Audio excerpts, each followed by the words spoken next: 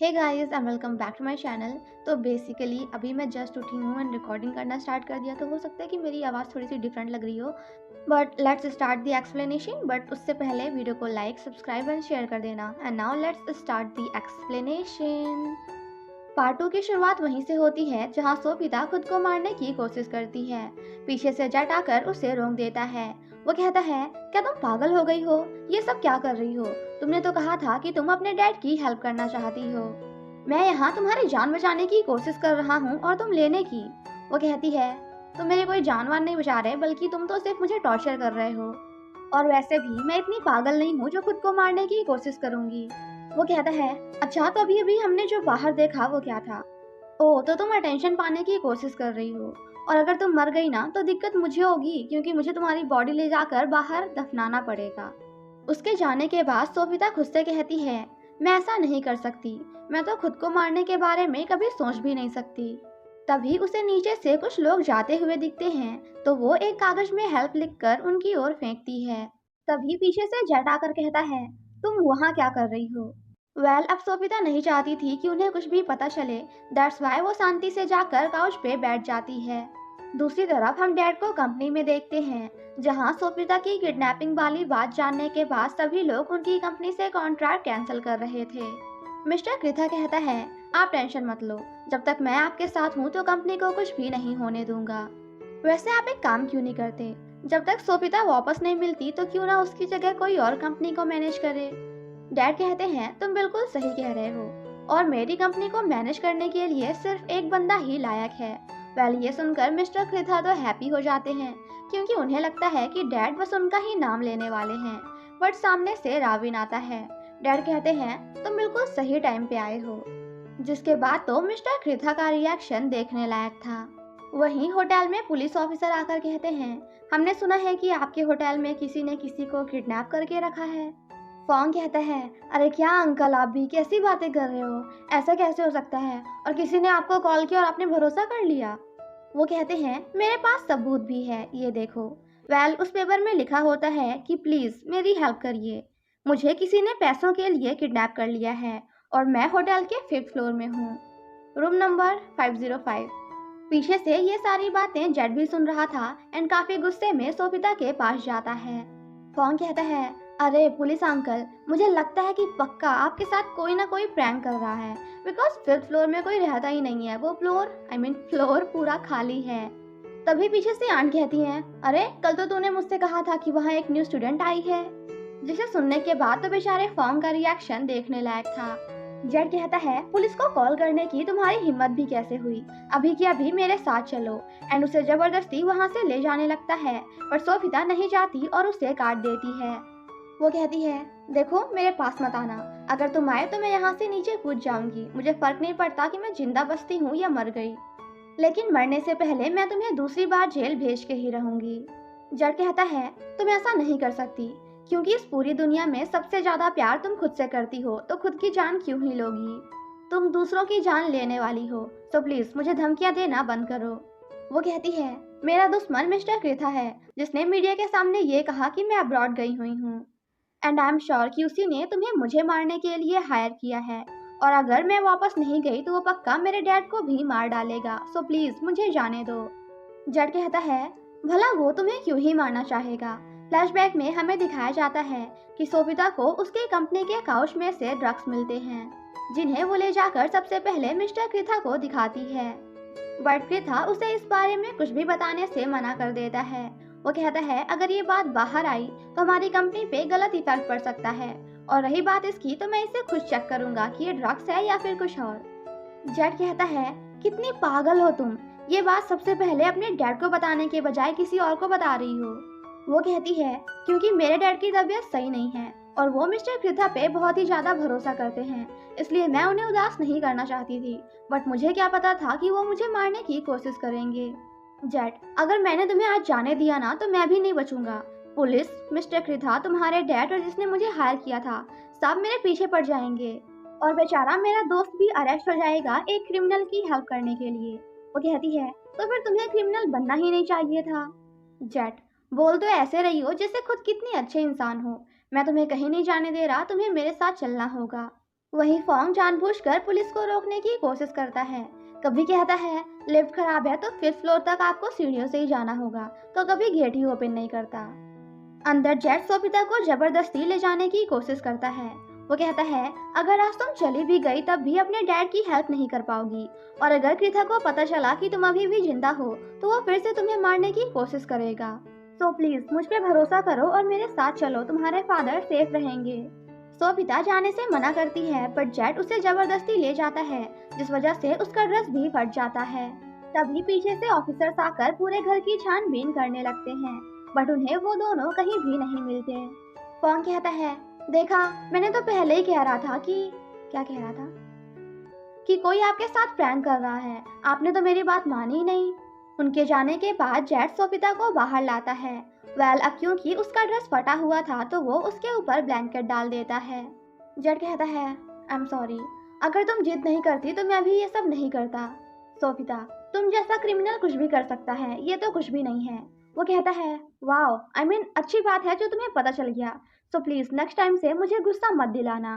वो वहां से जाने लगता है तो पीछे से सोफिता कहती है मेरे डैड को heart problem and high blood pressure है, इसीलिए मैंने आज तक उन्हें ये बात नहीं बताई कि रिन ने सुसाइड की थी। अगर उन्हें पता चला कि मैं मर चुकी हूँ तो वो जिंदा नहीं रह पाएंगे। मुझे पता है कि तुम मुझसे अपना बदला लेना चाहते हो और मुझसे नफरत करते हो, मगर प्लीज मेरे डैड के लिए मुझे जाने दो। वो एक बुजुर्ग इंसान है और अपनी बेटी के वापस आने का वेट कर रहे हैं। जट कहता है मैं समझ सकता हूँ, लेकिन मुझे सैड ड्रामा पसंद नहीं, एंड वहाँ से चला जाता है। पीछे से सोफिता कहती है तुम इतने क्रूअल कैसे हो सकते हो, क्या तुम्हारे फादर नहीं है? फादर का नाम सुनते ही I don't know why but जेट को थोड़ा गुस्सा आ जाता है। वो कहता है फादर एंड स्मक करते हुए वहां से चला जाता है। दूसरी तरफ हम राविन को सोफिता के ऑफिस में देखते हैं। वो अपनी एंगेजमेंट रिंग देखते हुए कहता है सोफिता वेयर आर यू, कहाँ हो तुम? रात में सोफिता को फ्रिज की आवाज से नींद नहीं आती तो वो जाकर फ्रिज ऑफ कर देती है। जेट कहता है तुम यहाँ क्या कर रही हो? सोफिता फ्रिज की आवाज मेरी नींद डिस्टर्ब कर रही है। वो कहता है वाओ, आई मीन वाओ, तुम्हें फ्रिज की आवाज से नींद नहीं आ रही और तुम गंदे से वॉशरूम में बड़े आराम से सो गई थी। सोफिता कहती है मेरा बैग कहाँ है, मुझे मेरा सामान वापस चाहिए। जड कहता है अच्छा तुम्हारा बैग, वो तो मैंने कब का फेंक दिया, और अगर तुम्हें पैसे चाहिए तो मैंने इस रूम का रेंट और तुम्हारे खर्चे पे आई मीन तुम्हारे खाने पे उसे खर्च कर दिया। और रही बात तुम्हारे फोन की तो वो कई टुकड़ों में टूट चुका था। वो कहती है मेरी दवाइयाँ कहाँ हैं, मुझे उसकी ज़रूरत है। जेट मगर वो दवाइयाँ हैं किस चीज़ की? सोफिता उसे कुछ भी नहीं बताती एंड काफ़ी गुस्से में जाकर सो जाती है। नेक्स्ट सीन में हम उसे बाहर देखते हैं जहाँ वो फॉन्ग को दवाई देते हुए कहता है इसके बारे में पता लगाओ, जिसे सुनकर बेचारा फॉन्ग वॉज लाइक मैं कोई पुलिस का कुत्ता हूँ क्या जो सुनकर बता दूंगा कि ये क्या है? अच्छा ठीक है, लेकिन मेरी एक शर्त है, अगर ये ड्रग्स हुए तो तू सोफिता को जाने देगा। जड कहता है ठीक है, लेकिन मुझे तेरी एक और हेल्प चाहिए। मॉर्निंग में फॉन्ग खुद से कह रहा होता है उसे क्या लगता है कि उसने जो चीज़ मुझसे मंगाई है उसे लाना बहुत ही आसान है। तभी उनके होटल में एक न्यू कस्टमर आता है। फॉन्ग उसकी हेल्प करने जाता है बट वो हेल्प करने से मना कर देता है। फॉन्ग कहता है अरे लाइए ना, मैं करता हूँ। वो कहता है नहीं नहीं मैं कर लूंगी। वो कहता है मैंने कहा ना मैं करता हूँ। नहीं नहीं कोई ज़रूरत नहीं है, मैं खुद कर लूंगा। इसी चक्कर में बेचारे का बैग फट जाता है और सारा सामान नीचे गिर जाता है। वो कहता है I am really sorry, actually मैं एक शो गर्ल हूँ ना, इसलिए मेरे पास ऐसे कपड़े हैं। फॉन्ग कहता है no sorry because it's perfect, तुम तो एक एंजल की तरह हो जो सही टाइम पे मेरी हेल्प करने आ गए। सोफिता की जब नींद खुलती है तो जेट उसे कपड़े देते हुए कहता है चुपचाप इसे पहन लो क्योंकि मैं तुम्हें बाहर लेकर जा रहा हूँ। सोफिता मैं नहीं पहनूंगी। जेट मत पहनो, तुम्हारी मर्जी, बिकॉज मैं तो तुम्हें उस आदमी के पास ले जाना चाह रहा था जिससे तुम मिलना चाहती हो। वो कहती है मैं पुलिस के अलावा किसी और को नहीं देखना चाहती। Jet are you sure? But guys guess what, next scene में वो एक प्रेग्नेंट वुमेन बनकर बाहर आती है और कहती है क्या तुम्हें लगता है कि ये करने से कृथा मुझे नहीं पहचान पाएगा? जेट उसे कुछ मेकअप प्रोडक्ट्स देते हुए कहता है देखो अगर तुम इतना ही स्लो काम करती रही ना तो कल सुबह हो जाएगी, और इसे ऐसे नहीं बल्कि ऐसे लगाते हैं जल्दी जल्दी। सोफिता don't you dare to touch me. वो कहता है ऑर्डर किसे दे रही हो? वो कहती है ऑफ कोर्स तुम्हें, और किसे, क्या यहाँ हमारे अलावा कोई और भी है? जेट मैं तुम्हारा कोई एम्प्लॉय नहीं हूँ, सो प्लीज स्टॉप ऑर्डरिंग मी। सोफिता, लेकिन तुम्हें पैसे तो चाहिए ना, तभी तो मुझे किडनैप करके रखा है। और तुम्हारा स्टेटस तो मेरी कंपनी के एम्प्लॉयज से भी बहुत नीचे है, तो मैं तुम्हें ऑर्डर क्यों नहीं दे सकती। जिसे सुनकर उसे काफी गुस्सा आ जाता है और वो सोफिता पे जबरदस्ती फाउंडेशन लगाने लगता है। जट कहता है, मुंह चलाना बंद करो और चुपचाप इसे अपनी पूरी बॉडी पे लगाओ, वरना मैं खुद लगा दूंगा। डू यू वांट और नॉट? आई मीन, क्या तुम चाहती हो कि मैं लगाऊं या खुद लगा लोगी? सोफिता, दुष्ट कहीं का। जट, ओह तो अब तुम मुझे कर्ज कर रही हो। अच्छा, तो तुम ये चाहती हो कि तुम्हारी बॉडी पे फाउंडेशन मैं लगाऊं? इधर आओ फिर। नहीं लगवाना? अच्छा ठीक है, मैं तुम्हें सिर्फ 15 मिनट का टाइम देता हूँ। जब मैं वापस आऊँ तो तुम्हारा पूरा काम हो जाना चाहिए। दूसरी तरफ हम फॉर्म को देखते हैं, जिसकी हालत पूरी तरह से खराब हो चुकी थी। वो कहता है, अरे कहाँ भाग रहे हो? तुम्ही ने तो मुझसे कहा था कि कपड़ों के बदले में तुम मुझे पे करोगे। फॉर्म कहता है, गधे, मैंने पैसे पे करने की बात की थी। वो कहता है, कोई बात नहीं, मैं किससे भी काम चला लूंगा, जस्ट कम ऑन। तभी पीछे से जेट आता है तो फॉन्ग कहता है, ये वो बंदा है जिसके पास तुम्हारे कपड़े हैं, तो इससे तुम्हें जो कुछ भी चाहिए वो सब ले लो, लेकिन प्लीज मुझे जाने दो। एंड भागते हुए वहां से चला जाता है। जेट कहता है, देखो मेरे पास सिर्फ 10 मिनट है, तो क्या तुम ऊपर जाकर जल्दी से कर सकते हो? वो कहता है, वाई नॉट, क्यों नहीं, मेरे लिए तो 10 मिनट मोर देन इनफ है। वैसे तुम हैंडसम तो हो, बट मेरे टाइप के नहीं। मैं तुम्हारी हेल्प करने के लिए रेडी हूँ, बट बदले में तुम्हें भी मेरी हेल्प करनी होगी। वेल, अब ये क्या हेल्प चाहता है ये तो हमें बताया नहीं गया, बट डोंट वरी, आगे पता चल जाएगा। नेक्स्ट सीन में जेट सोफिता को हॉस्पिटल लेकर आता है क्योंकि उसके डैड एडमिट थे। वहीं हम सुपात्रा को डैड के पास देखते हैं, जहां वो पहले तो डैड से काफी हंस हंस के और अच्छे से बातें कर रही थी, बट उनके सोते ही उनका फेस रिएक्शन चेंज हो जाता है। वो जब रूम से बाहर आती हैं तो जेट एंड सोफिता एक दूसरे को छिपाने की कोशिश करते हैं। डैड को देखते ही सोफिता भागते हुए उनके पास जाने लगती है, बट जेट उसे ऐसा करने से रोक देता है। वो कहता है, देखो अपने डैड को जगाना मत। अगर कृथा ने तुम्हें यहाँ देख लिया और उसे पता चल गया कि तुम जिंदा हो, तो वो तुम्हारे साथ साथ इस बार तुम्हारे डैड को भी मार डालेगा। वो कहती है, तो फिर मुझे कब तक वेट करना होगा? सोते हुए भी डैड बस सोफिता को ही याद कर रहे थे, जिसे देखकर वो काफी इमोशनल हो जाती है एंड उन्हें टच करते हुए कहती है, डैड मैं यहाँ हूँ। बट इससे पहले कि उनकी नींद खुल पाती, जेट उसे जबरदस्ती वहाँ से लेकर चला जाता है। तभी उन्हें सामने से मिस्टर कृथा आता हुआ दिखता है, बट वो उन दोनों को नहीं पहचान पाता।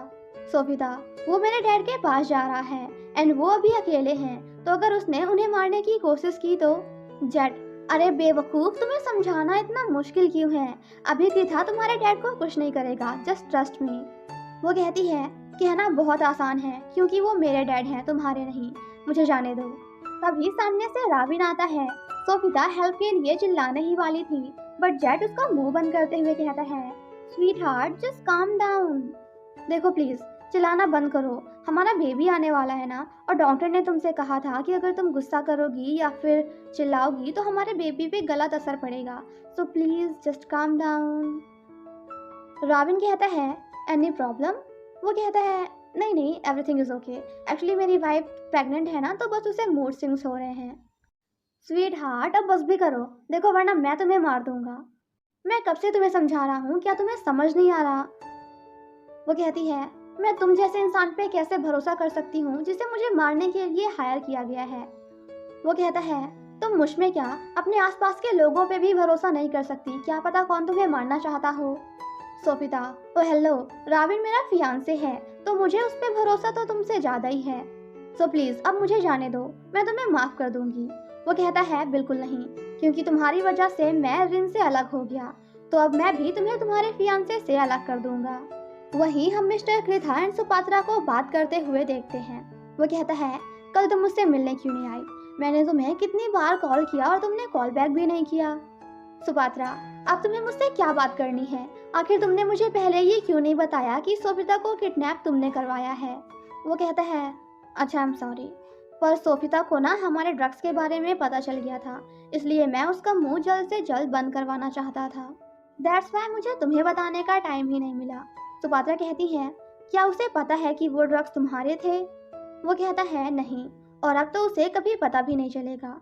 सुपात्रा शॉक्ड होकर कहती है, what do you mean by कभी पता नहीं चलेगा? Is she did? I mean, क्या तुमने उसे मार दिया?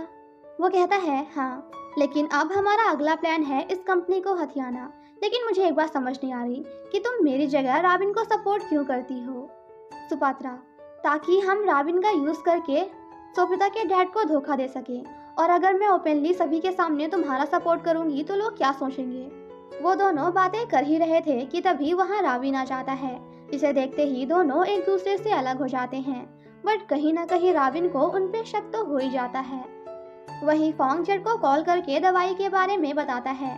वो कहता है मैंने दवाइयों के बारे में पता लगाया और वो एंटी एंजाइटी पिल्स हैं। डॉक्टर ने कहा कि इन मेडिसिन को हर कोई नहीं खा सकता। यह मेडिसिन सिर्फ उनके लिए है जिनका एंजाइटी लेवल बहुत ही ज़्यादा हाई है, और अगर इस मेडिसिन का बहुत ज़्यादा यूज़ किया तो तुम्हें इसका एडिक्शन भी हो सकता है। तुम चीज़ें भूलने लगोगे, कभी भी कहीं भी नींद आ जाएगी, खुद का इमोशन कंट्रोल नहीं कर पाओगे, और गुस्से का तो क्या ही कहना, तुम्हें हर बात पे गुस्सा आएगा। और सबसे बड़ी प्रॉब्लम तो ये है कि तुम्हें हेलुसिनेशन होने लगेगा और तुम खुद को मारने की कोशिश भी कर सकते हो। तभी अचानक से सोफिता को उसकी बहन दिखने लगती है। वो जेट से कहती है जल्दी से कार रोको और मेरी बहन को हॉस्पिटल ले चलो। जेट कहता है पागल हो गई हो क्या, रिन मर चुकी है। सोफिता, तुमने मेरी बहन को मार डाला, तुम्हारी वजह से उसने आत्महत्या की क्योंकि तुमने उसे अबॉर्शन कराने के लिए कहा था। जिसे सुनकर जेट शॉक्ड हो जाता है और कहता है व्हाट, रिन प्रेग्नेंट थी। सोफिता उसे एक चाटा मारते हुए कहती है तुम एक इंसान कहलाने के लायक नहीं हो, तुमने मेरी बहन को प्रेग्नेंट करके उसकी रिस्पॉन्सिबिलिटी लेने से मना कर दिया, जिस वजह से उसने प्रेशर में आकर आत्महत्या कर ली। मेरी बहन को वापस लाओ। ये सुनकर जेट भी काफी शॉक्ड हो जाता है। तो सोफिता इसी बात का फायदा उठाकर उसकी गन निकाल लेती है एंड उसकी ओर पॉइंट करते हुए कहती है तुम एक जानवर हो, तुम्हें जिंदा रहने का कोई हक नहीं। जेट, अगर तुमने मुझे मार दिया तो फिर तुम भी जेल चली जाओगी, जिसके बाद तुम्हारे डैड का क्या होगा। क्या तुम ये चाहती हो कि डैड अपनी इकलौती बेटी का वेट करते करते हॉस्पिटल में ही मर जाए, नहीं ना। जिसे सुनकर सोफिता शांत हो जाती है। नेक्स्ट सीन में हम जेट को ब्रिज पे खड़ा हुआ देखते हैं, जहां वो उसी बात को याद कर रहा था जब सोफिता ने उससे कहा था कि रिन प्रेग्नेंट थी। फ्लैशबैक में हमें दिखाया जाता है कि रिन एंड जेट एक दूसरे से पहली बार यहीं मिले थे। रिन ब्रिज से नीचे जंप करने की कोशिश करती है। जेट कहता है ओ हेलो, तुम ये क्या कर रही हो। वो कहती है प्लीज मुझे रोकना मत। जेट कहता है मैं तुम्हें नहीं रोक रहा, किसने कहा कि मैं रोक रहा हूँ, और अगर तुम मरना ही चाहती हो तो क्यों ना हम साथ में मरें, क्योंकि इस जालिम दुनिया में हमारा कोई नहीं है। बट सोचो, मरते टाइम हम दोनों के पास एक फ्रेंड है, तुम्हारा मैं, मेरी तुम। मैं 3 तक काउंट करूंगा, जिसके बाद दोनों कूद जाएंगे, ओके। 1 2 एंड 3। बट नीचे कूदने के बजाय वो बेहोश होकर वहीं गिर जाता है। मॉर्निंग में जब उनकी आंख खुलती है तो दोनों एक दूसरे के साथ होते हैं। सामने से एक आंटी आकर कहती हैं तुम दोनों को रोमांस करने के लिए कोई दूसरी जगह नहीं मिली क्या। पर कोई बात नहीं, क्योंकि जब आप प्यार में होते हो तो आपको हर जगह स्वर्ग लगती है।